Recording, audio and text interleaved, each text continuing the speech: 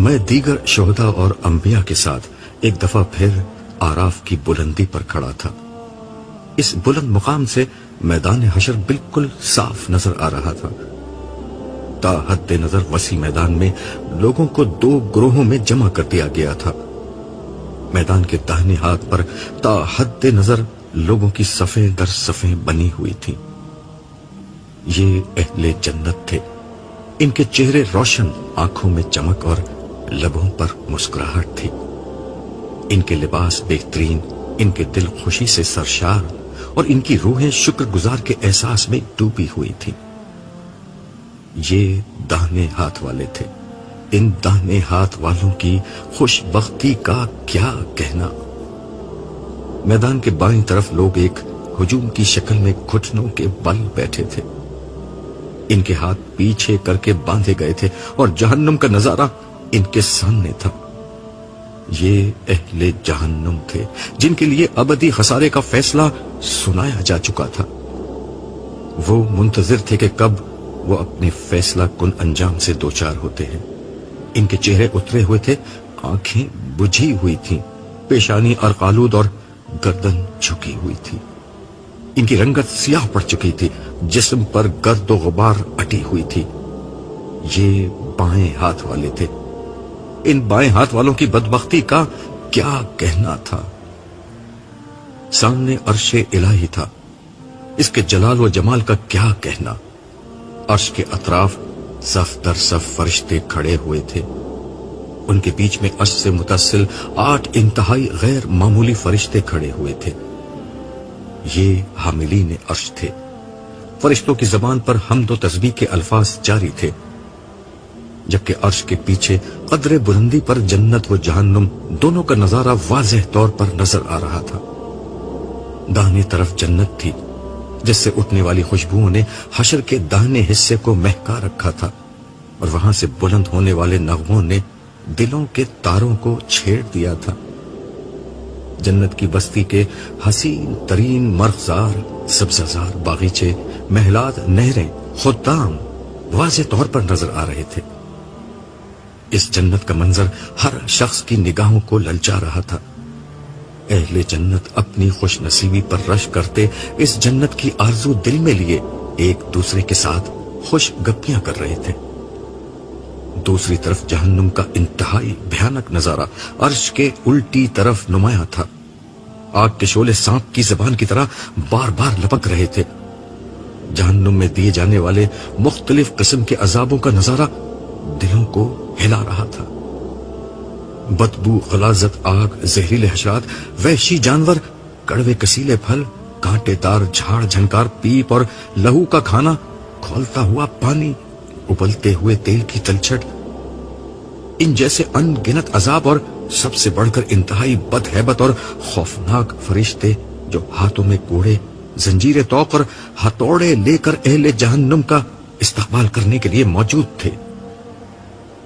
اہل جہنم کی بدحالی پہلے ہی کچھ کم نہ تھی کہ اب جہنم کو انہوں نے آنکھوں سے دیکھ لیا تھا۔ اس منظر نے ان کی ہمت کو آخری درجے میں توڑ ڈالا تھا۔ وہ وحشت زدہ نظروں سے یہ منظر دیکھ رہے تھے۔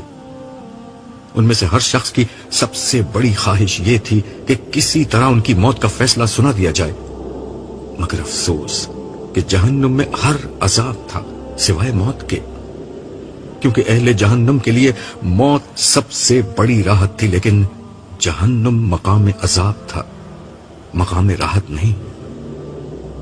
اہل جنت و اہل جہنم کے بیچ میں ایک شفاف پردہ تھا، جس سے دونوں ایک دوسرے کو دیکھ سکتے اور گفتگو کر سکتے تھے، مگر اس پردے کو عبور نہیں کر سکتے تھے۔ اہل جنت اہل جہنم سے پوچھتے کہ ہم نے تو اپنے رب کے وعدے کو سچا پایا، اور جو اس نے ہم سے کیا تھا، کیا تم نے بھی جہنم کے سارے وعدے سچے پائے جو اللہ تعالیٰ نے تم سے کیے تھے؟ ان اہل جہنم کے پاس جواب میں اعترافاً گردن جھکا دینے کے اور ہاں کہنے کے علاوہ کوئی اور چارہ ہی نہیں تھا۔ وہ بھوک اور پیاس سے بلک رہے تھے، اس لیے برابر میں اہل جنت کے سامنے میوے گوشت کی رکابیاں گردش کرتی اور انہیں جام نوش کرتے دیکھتے تو کہتے کہ یہ پانی اور دیگر غذائیں جو اللہ نے تمہیں دی ہیں کچھ ہمیں بھی کھانے کے لیے دے دو۔ جواب ملتا کہ یہ اللہ نے اہل جہنم پر حرام کر رکھی ہیں۔ ہم اوپر کھڑے یہ سب کچھ دیکھ اور سن رہے تھے، گرچہ ہمارے فیصلے کا اعلان ایک رسمی سی بات تھی، مگر نہ جانے کیوں میرا دل ڈر رہا تھا۔ میں اللہ تعالیٰ سے اس کی رحمت اور درگزر کا سوال کر رہا تھا۔ میں دعا کر رہا تھا کہ پروردگار ہمیں اہل جہنم کا ساتھی نہ بنا بلکہ اہل جنت میں داخل فرما۔ یہی دعا دوسرے لوگ کر رہے تھے۔ یہ میری کیفیت تھی، جبکہ بعض دیگر شہداء اس موقع پر شدت جذبات میں آگے بڑھے اور پکار کر اہل جنت کو مبارکباد دینے لگے۔ وہ کہہ رہے تھے کہ آپ پر خدا کی رحمت اور سلامتی ہو۔ اس موقع پر انبیاء آگے بڑھے اور اپنی قوم کے کافر سرداروں کو پہچان کر کہنے لگے، کہاں ہے آج تمہاری سرداری، تمہاری جمعیت اور تمہارا گھمنڈ؟ پھر وہ اہل جنت کی طرف اشارہ کر کے کہتے کہ کیا یہ وہی غریب لوگ ہیں جن کو تم حقیر سمجھتے اور خیال کرتے کہ ان کو اللہ کی رحمت سے کوئی حصہ نہ ملا ہے اور نہ ملے گا؟ دیکھ لو آج وہ کس اعلیٰ مقام پر ہیں۔ اسی اثنا میں اعلان ہوا کہ ہمارے انبیاء اور شہداء کا نامہ اعمال انہیں دیا جائے۔ میری توقع کے برخلاف اس موقع پر کوئی حساب کتاب یا پیشی نہیں ہوئی، صرف یہ ہوا کہ ہر شخص کو آگے سامنے کی طرف بلایا جاتا جہاں ہر جنتی اور جہنمی اسے دیکھ سکتا تھا۔ وہ شخص اپنے ساتھ موجود فرشتوں کے ہمراہ چلتا ہوا آگے آتا، فرشتے انتہائی اکرام کے ساتھ اسے عرش کے سامنے لے جاتے، جہاں زندگی میں اس کے کارناموں اور آخرت میں اس کی کامیابی کا اعلان کیا جاتا۔ جس وقت کوئی پیش ہوتا، اس کے سامنے کے سارے حالات، اس کے مخاطبین کی تفصیلات، لوگوں کا رد عمل اور اس کی جد و جہد، ہر چیز کو تفصیل سے بیان کیا جاتا۔ سامعین یہ سب سنتے اور اسے داد دیتے۔ آخر میں جب اس کی کامیابی اور سرفرازی کا اعلان ہوتا تو مرحبا اور ماشاءاللہ کے نعروں سے فضا گونج اٹھتی۔ بعض اہل جنت تالیاں بجاتے، بعض اٹھ کر رقص کرنے لگتے اور بعض سیٹیاں اور چیخیں مار کر اپنی خوشی کا اظہار کرتے۔ جب میرا نام پکارا گیا تو ساتھ کھڑے ہوئے سارے لوگوں نے مبارکباد دی۔ میں صالح اور امسائل کے ہمراہ کنارے پر پہنچا جہاں سے میدان میں کھڑے سارے لوگ مجھے دیکھ سکتے تھے۔ امسائل نے میرا نامہ اعمال اٹھا رکھا تھا جبکہ صالح میرے آگے آگے چل رہا تھا۔ وہاں پہنچ کر میں سر جھکا کر کھڑا ہو گیا۔ آواز آئی، عبداللہ سر جھکانے کا وقت گزر گیا، اب سر اٹھاؤ، لوگ تمہیں دیکھنا چاہتے ہیں۔ میں نے سر اٹھایا اس طرح کہ میری آنکھوں میں شکر گزاری کے آنسو اور میرے ہونٹوں پر کامیابی کی مسکراہٹ تھی۔ صالح اور امسائل نے بارگاہی سے اذن پا کر میری داستان حیات کی تفصیلات بیان کرنا شروع کی۔ میں نے میدان کی طرف نظر دوڑائی تو دیکھا کہ میرے خاندان والے، دوست احباب، میرے ساتھ دینے والے بندگان خدا، میری دعوت پر لبیک کہنے والے اہل ایمان، توحید و آخرت کی منادی کو سن کر توبہ کرنے والے مسلمان مرد و عورت، سب مجھے دیکھ کر ہاتھ ہلا رہے تھے۔ میں بھی جواب میں ہاتھ ہلانے لگا، مگر میری نظر نائمہ کو تلاش کر رہی تھی۔ وہ اپنے بچوں کے درمیان کھڑی ہوئی تھی، اس کی آنکھوں میں آنسو تھے مگر وہ بھی مسکرا رہی تھی۔ اسے جب محسوس ہوا کہ میں اسے دیکھ رہا ہوں تو اس نے شرما کر نظر جھکا دی۔ لیلا اس کے برابر میں کھڑی تھی، وہ سب سے زیادہ جوش میں تھی اور اپنی کرسی پر چڑھی تالیاں بجا رہی تھی، جبکہ عارفہ اور عالیہ، انور اور جمشید بھی اپنی نشستوں پر کھڑے پرجوش انداز میں ہاتھ ہلا رہے تھے۔ میں نے جائزہ لینے کے لیے نظریں میدان کے بائیں طرف پھیری، یہاں ایک دوسرا ہی منظر تھا۔ شرمندگی، رسوائی، پچھتاوے، اندیشے، ذلت، محرومی، مایوسی، پریشانی، اذیت، مصیبت، ملامت، ندامت اور حسرت کی ایک نہ ختم ہونے والی سیاہ رات تھی جو اہل جہنم کے حال پر چھائی ہوئی تھی۔ اگر آسمان میں گویائی کی طاقت ہوتی تو وہ آخرت میں ناکام ہو جانے والوں کی بدبختی پر مرثیہ کہتا، اگر زمین میں بیان کی قوت ہوتی تو وہ اہل جہنم کے حال پر نوحہ پڑتی، اگر الفاظ کی زبان ہوتی تو وہ پکار اٹھتے کہ وہ الٹے ہاتھ والوں کی بدبختی کے इजहार से खुद को आजिज पाते हैं। मेरा दिल चाहा कि मैं किसी तरह वक्त का पहिया उल्टा घुमाकर पुरानी दुनिया में लौट जाऊं और ये मंजर दुनिया वालों को दिखा सकूं। मैं चीख चीख कर उन्हें बताऊं कि मेहनत करने वालों, एक दूसरे से मुकाबला करने वालों, मालो असबाब की रेस लगाने वालों, मुकाबला करना है तो इस दिन की सरफराजी के लिए करो। रेस लगानी है तो जन्नत के हुसूल के लिए लगाओ। मंसूबे बनाने हैं तो जहन्नुम से बचने के मंसूबे बनाओ। प्लॉट, दुकान, मकान, बंगले, स्टेटस, कैरियर, गाड़ी, जेवर और लिबास से फाखरा में एक दूसरे को पीछे छोड़ने वालों, दुनिया के मिलने पर हंसने और उसकी महरूमी पर रोने वालों, हंसना है तो जन्नत की उम्मीद पर हंसो और रोना है तो जहन्नुम के अंदेशे पर रोया करो। मरना है तो इस दिन के लिए मरो जब जिंदगी शुरू होगी, कभी ना खत्म होने के लिए। मेरी आंखों से बहने वाले आंसुओं की लड़ी और तेज हो गई। इस दफा ये आंसू खुशी के नहीं थे, इस एहसास के साथ कि शायद मैं थोड़ी सी मेहनत और करता तो मजीद लोगों तक मेरी बात पहुंच जाती और कितने ही लोग जहन्नुम में जाने से बच जाते। मेरे दिल में तड़प कर एहसास पैदा हुआ, काश एक मौका और मिल जाए, काश किसी तरह गुजरा हुआ वक्त फिर लौट आए ताकि मैं एक एक शख्स को झंझोड़ कर इस दिन के बारे में खबरदार कर सकूं। मेरे दिल की गहराइयों से तड़प कर एक आह निकली। मैंने बड़ी बेबसी से नजर उठाकर अर्श की तरफ देखा। वहां हमेशा की तरह रुखे अनवर पर जलाल का पर्दा था। हुस्ने बेपरवाह की अदाए बेनियाजी थी और जमाल और कमाल की रिदा शान और जुल जलाल के शानाए अक़दस पर पड़ी थी। मुझ बंदाए आजिज की नजर ज़ाते क़दीमुल एहसान की क़बाए सिफात में पोशीदा उन कदमों पर आकर ठहर गई जहां से मैं कभी नामुराद नहीं लौटा था। इस हकीर फकीर बंदे पर तफसीर की सारी पहुंच इन्हीं कदमों तक थी। कुल जहां से बेनियाज शहंशाह जुल जलाल के लिए इस बात की कोई अहमियत थी तब भी और इसकी कोई अहमियत नहीं थी तब भी।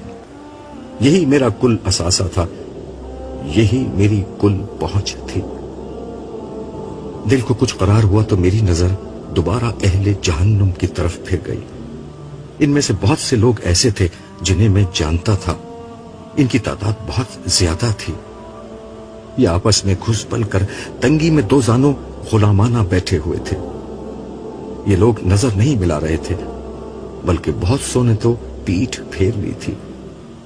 इसलिए मैं अपने जानने वाले ज्यादा लोगों को वहां नहीं देख सका, लेकिन उनको देखकर इस नेमत का एहसास हुआ कि किस तरह अल्लाह ताला ने मुझे अपने फजल करम से इस बुरे अंजाम से बचा लिया। मुझे महसूस हुआ कि जन्नत की अनगिनत नेमतों में से दो सबसे बड़ी नेमतें शायद ये हैं कि इंसान को जहन्नुम से बचा लिया जाएगा और दूसरा उसे बड़ी इज्जत के साथ जन्नत में ले जाया जाएगा। ज्यादा देर न गुजरी थी कि एक एक करके आराफ पर खड़े सारे लोग निमट गए। अब फैसला सुनाने के लिए कुछ भी नहीं रहा था, मगर शायद अभी कुछ होना बाकी था। सब अपनी जगह खड़े थे कि मैदान हशर में एक जानवर को लाया गया। ये जानवर बहुत मोटा ताजा था, जिसके गले में रस्सी पड़ी हुई थी और फरिश्ते उसे खींचते हुए अर्श के सामने ले जा रहे थे। सालेह ने मेरे कान में सरगोशी करते हुए कहा, ये मौत है जिसके खात्मे के लिए इसे लाया गया है। अर्श से ऐलान हुआ कि आज मौत को मौत दी जा रही है। अब किसी जन्नती को मौत आएगी ना किसी जहन्नुमी को। इसके साथ ही फरिश्तों ने इस जानवर को लिटाया और उसे ज़िबा कर दिया। अहले जन्नत ने अल्लाह ताला की हम्द व सना के साथ इस बात का खैर मकदम किया, जबकि अहले जहन्नुम में सफ़े मातम बिछ गई। उनके दिल में उम्मीद की कोई शमा अगर रोशन थी तो वो भी मौत की मौत के साथ अपनी मौत आप मर गई। अर्श से सदा आई कि अहले जहन्नुम को गुरोह दर गुरोह उनके अंजाम तक पहुंचाया जाए। فرشتے تیزی کے ساتھ حرکت میں آ گئے. حشر کے بائیں کنارے پر ایک زبردست ہلچل مچ گئی. چیخ و پکار اور آہ و فغاں کے درمیان فرشتے پکڑ پکڑ کر مجرموں اور نافرمانوں کا ایک جتھا بناتے اور انہیں جہنم کی سمت ہانک دیتے. ہر گروہ جہنم کے دروازے پر پہنچتا، جہاں جہنم کے دروغہ مالک ان کا استقبال کرتے اور ان کے اعمال کے مطابق جہنم کے 7 دروازوں میں سے کسی ایک دروازے کو کھول کر انہیں اس میں داخل کر دیتے. اس دوران میں وقفے وقفے سے عرش کی سمت سے جہنم کو مخاطب کر کے پوچھا جاتا، کیا تو بھر گئی؟ وہ غضبناک آواز میں عرض کرتی، پروردگار، کیا اور لوگ بھی ہیں؟ انہیں بھی بھیج دیجیے. یہ سن کر حشر میں ایک آہ و بکا بلند ہو جاتی. رہ جانے والے مجرموں پر فرشتے دوبارہ جھپٹ پڑتے اور انہیں ان کی آخری منزل تک پہنچا دیتے. یوں تھوڑی ہی دیر میں سارے مجرم اپنے انجام تک جا پہنچے.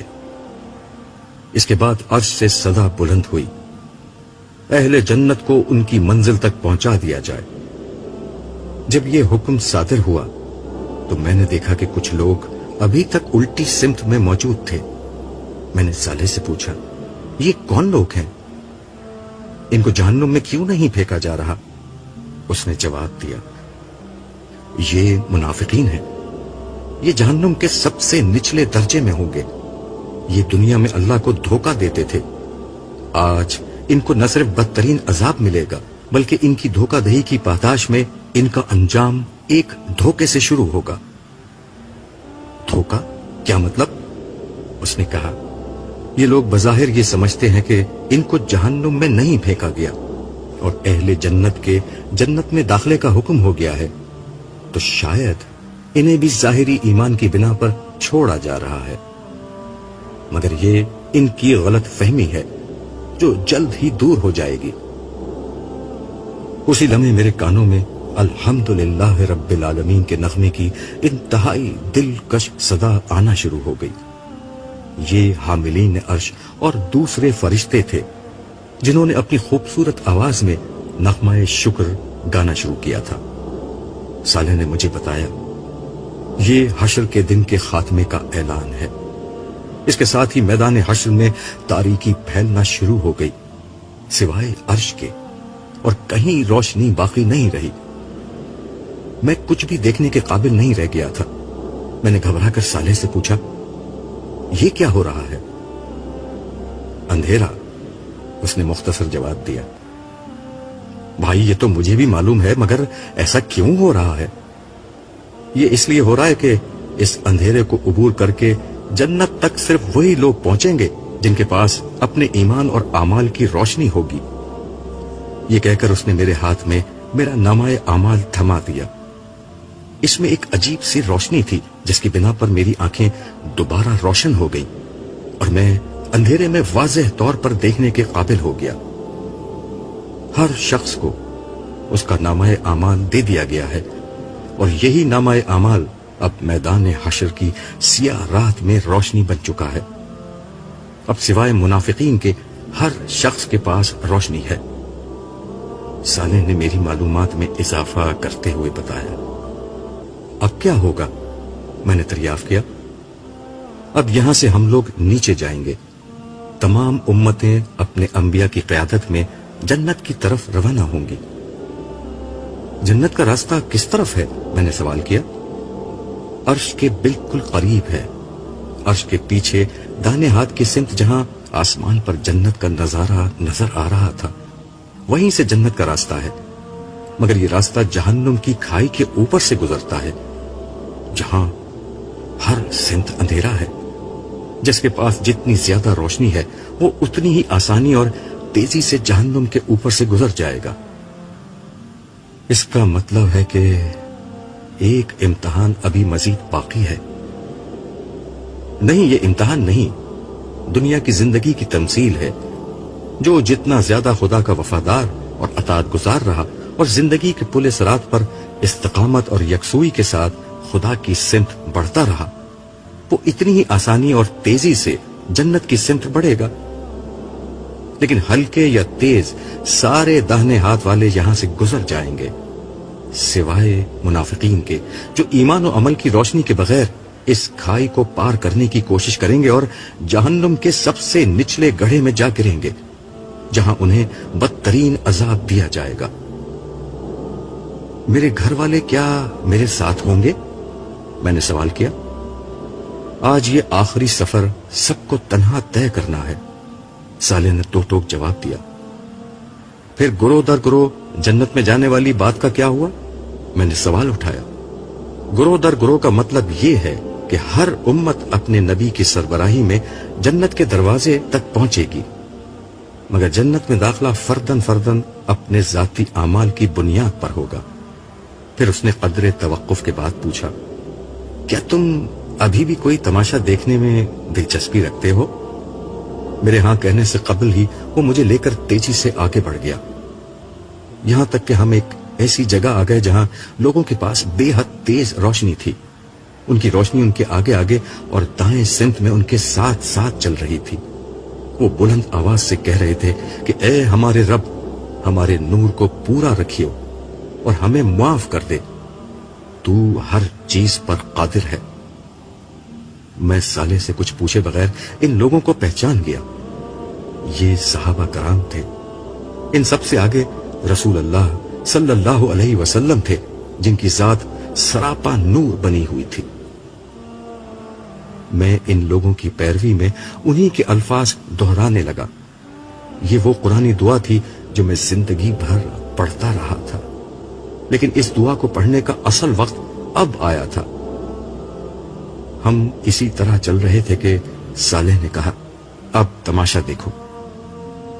اس کے ساتھ ہی میں نے دیکھا کچھ لوگ دوڑتے گرتے پڑتے صحابہ کرام کے پاس آئے، مگر ان کے پاس کوئی روشنی نہیں تھی۔ انہوں نے آتے ہی دہائی دینا شروع کر دی کہ ہمیں بھی اپنی روشنی میں سے تھوڑا سا حصہ دے دو۔ صحابہ میں سے بعض نے اپنے پیچھے میدان حشر کے سیدھے ہاتھ کی طرف اشارہ کرتے ہوئے جواب دیا کہ ہم تو یہ روشنی پیچھے سے لے کر آئے ہیں، تم بھی پیچھے لوٹو اور وہاں سے روشنی لے لو۔